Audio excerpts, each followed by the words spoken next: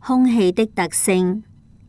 我們的四周充滿了空氣，空氣沒有顏色，也沒有氣味。空氣佔有空間，但沒有固定的形狀。空氣會產生壓力，人們利用空氣的特性來設計物品，例如氣泡墊佔有空間，保護易碎物件，把真空收納袋內的空氣抽出，袋外的空氣會壓平袋子，節省空間。空氣的流動。空氣流動便形成風，風與我們的生活有密切的關係。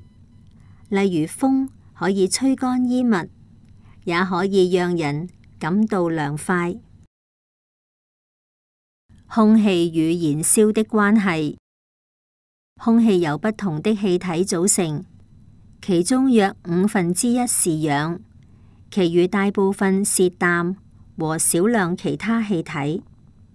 燃燒是不可逆轉的改變。在一般情況下，燃燒需要氧，並產生二氧化碳。如果把燃燒中的物品和氧分隔開，火便會熄滅。大部分滅火工具，例如滅火毯和滅火筒，都運用這個原理滅火。